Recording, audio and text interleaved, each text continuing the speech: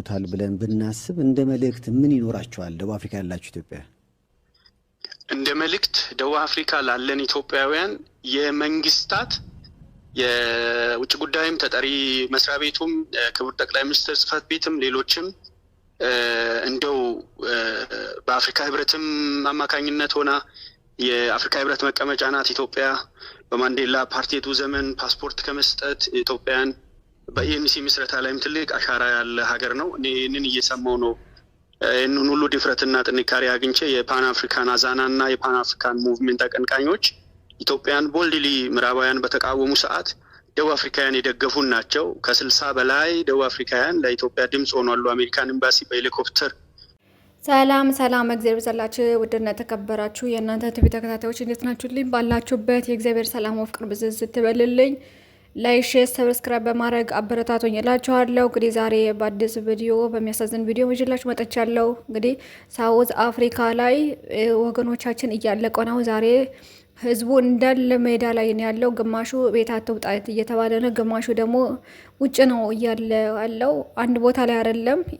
ይሄ አጥቂዎቹ ሰው የሚገሉትን ያሉት በየከተማው ልክ እንደ ፖሊስ ታጅበው እየሄዱ ነው እላቸዋለሁ። እንደምታዩት ማለት ነው። እዩት።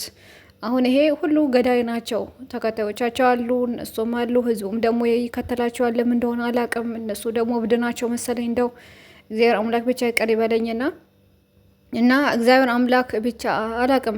በየቦታው ኢትዮጵያውያን ደሞቻችን ወገኖቻችን ደሞቻቸው እየፈሰሰ ነው። ኢትዮጵያ ኤምባሲ በየቦታው በየሀገሩ በየዓለማቱ አሉ። ግን እነሱ ብቻ ስልጣናቸው አይለቀቅ እንጂ ወንበራቸው አይገፋውባቸው እንጂ ሰው ቢገደል ባይገደል ቢያለቅስ ባይለቅስ በፎቅ ብንፈጠፈጥ በረኪና ብንጠጣ ምን ቢገጥመን ምንም የሚያገባቸው ነገር የለም። የሚገርማቸው ነገር እና የኢትዮጵያ ኤምባሲ ምንም ነገር የሚያደርግ ነገር የለም። በሳውዝ አፍሪካ ብቻ አይደለም ደሞቻቸውን የፈሰሰ ወገኖቻችን ብቻ አይደለም፣ ስንት ዓለማት ውስጥ ያለ ሁሉ ልክ እንደ ኢትዮጵያ ኤምባሲ የሞተ ኤምባሲ የለም በዓለም ውስጥ ማለት ነው። በጣም ነው የሚያሳፍሩት፣ በጣም ነው የሚገርሙት፣ በጣም ነው የሚያሳዝኑት። እንደው የሉም አንላቸው፣ ለስሙ አሉ። ሴክተር ተሰጥቷቸው ወንበር ላይ ቁጭ ብለው ይበላሉ፣ ይጠጣሉ። እኛ ግን ህብረተሰቡ ግን ለዋስትና ተሰጥቷቸው ህብረተሰቡ እንዲጠብቁ ተብለው የተቀጠሩ ግን እነሱ ሌላ ቦታ ላይ ነው፣ ህዝቡ ሌላ ቦታ ላይ ነው። አለቅን እኮ በስደት ወደ ማን እንጩ?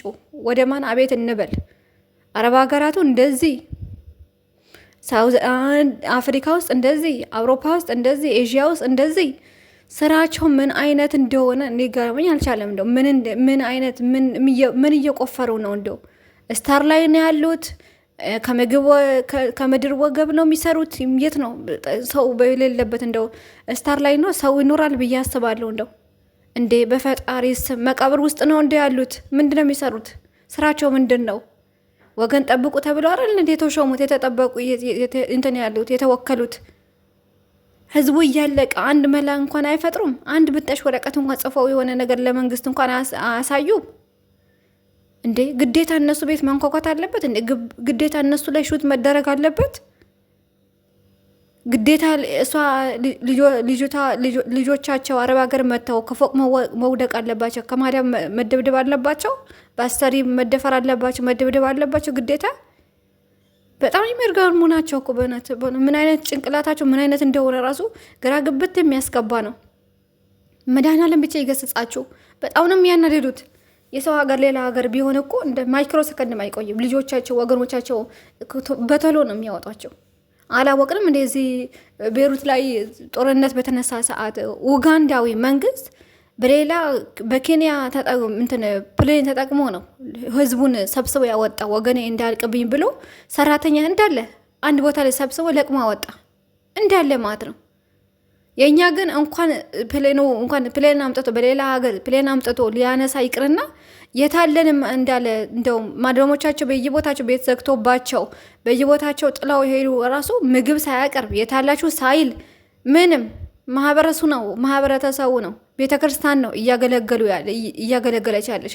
በየሳምንቱ ምግብ እየሰራች እያቀበለች ለእስረኞች፣ ለታመሙት፣ ላሉት፣ ለተቸገሩ ሆስፒታል ላሉት። ኤምባሲ ግን መስማጠጥ ነው። መድኃኔዓለም በእውነት እግዚአብሔር አምላክ ብቻ ይጎብኘን። በእውነት ለማን አቤት እንደምንል ወደ ማን እንደምንጮህ ራሱ ግራ የሚያጋባ ነው። እንግዲህ ወገኖቻችን እግዚአብሔር አምላክ ይድረስላችሁ ከማለት ሌላ እኛ ምንስ እናደርጋለን? ምንስ መፍጠር እንችላለን? ሁሉም ነገር ማዳንም መፍጠርም ሁሉም ነገር ማድረግ የሚችል መድኃኔዓለም ጌታዬ መድኃኒት ኢየሱስ ክርስቶስ ነውን። እሱ ይድረስላችሁ። ሌላ ነገር ምንም ነገር አልልም። በየቦታችሁ ደግሞ በእናታችሁ ጸሎት እናደርግ፣ እስኪ ምህላ እናደርስ። በሀገራችንም እንደዚህ በዓለማትም እንደዚህ ከተበጠበጥን ምኑ ኖርን? አለቀን እኮ እና በሃይማኖታችሁ ጸሎት አድርጉ፣ ዱዓ አድርጉላችኋለሁ። ላይክ፣ ሼር፣ ሰብስክራይብ ማድረጋችሁን አትርሱ። ዛሬ ይዤላችሁ የመጣሁት ቪዲዮ ይሄን ነበረ። ባላችሁበት የእግዚአብሔር ሰላም ወፍቅር በዝዝት ትበልልኝ። ሰላምና ለዓለማቱ በሙሉ አመሰግናለሁ ስላዳመጣችሁኝ።